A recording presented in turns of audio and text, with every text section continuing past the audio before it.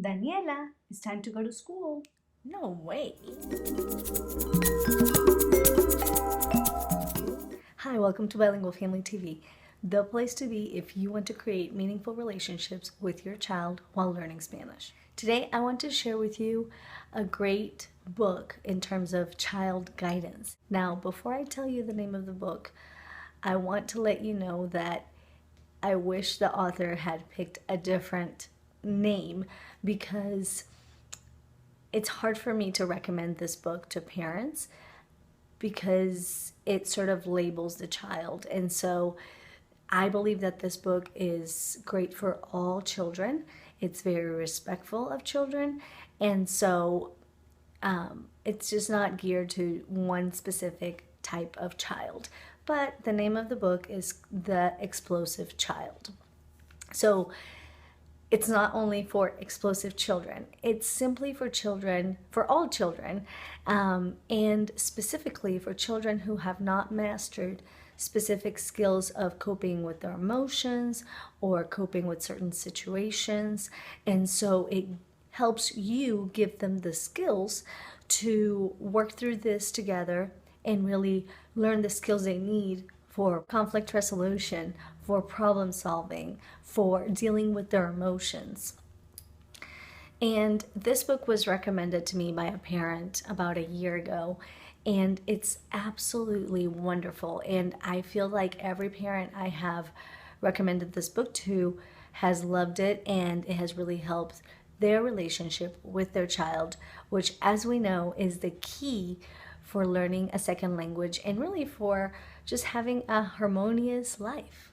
The book focuses on three plans, or the author talks about the three different plans that people use for conflict resolution. So, plan A is probably what you and I were used to, or we know in terms of discipline, and that is you need to do it or you're going to get spanked, or you need to do it or you're going to get grounded, or you need to do it or you won't have ice cream. That's plan A. Basically, you're imposing your will on the child and completely forgetting about their feelings, their opinions, and their emotions. So we want to avoid plan A at all costs. Plan B is basically conflict resolution, and I believe he calls it, I can't believe what it is called right now, but I'll put it down here so I can remember.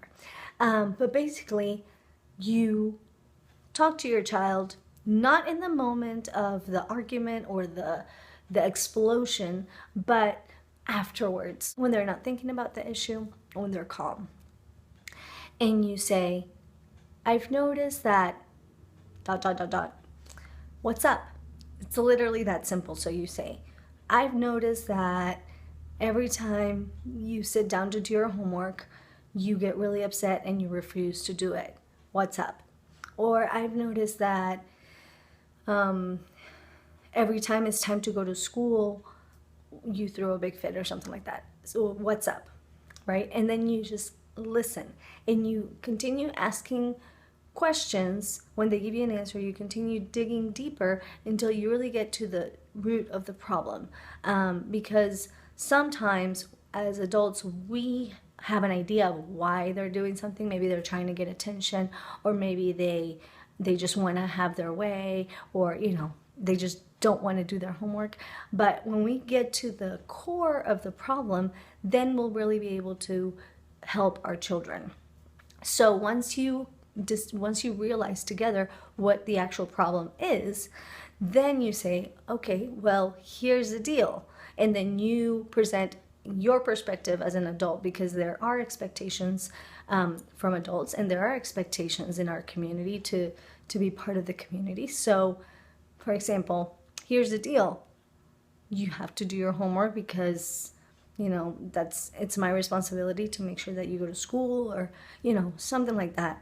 And then you can work together. So let's figure out ways to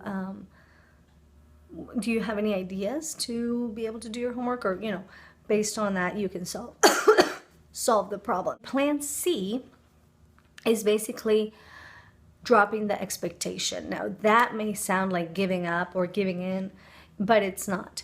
So, in certain cases where there is an argument, a problem with every little thing, like getting up is a problem, getting dressed is a problem, brushing your teeth is a problem, having breakfast is a problem, going to school is a problem. At school they have problems with their teachers. And then they come home and they don't want to do their homework. They don't want to take a bath. If you have so many different conflicts, unresolved conflicts, then you can't possibly try to approach all of them at once. And it's also very hard for the child, especially if they don't have the skills to work through those problems, to be able to work on everything at once.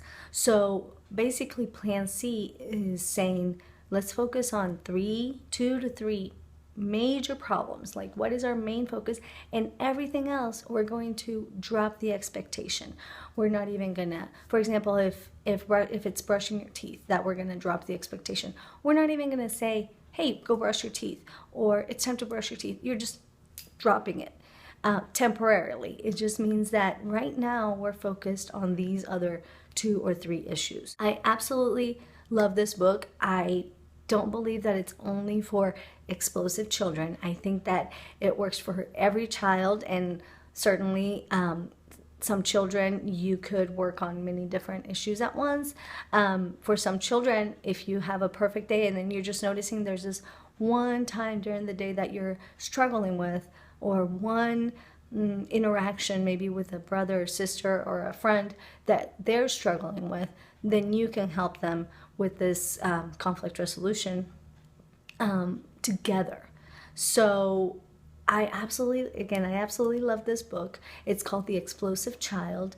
I recommend you read it, or if you're busy, like all parents are, you can listen to it on Audible.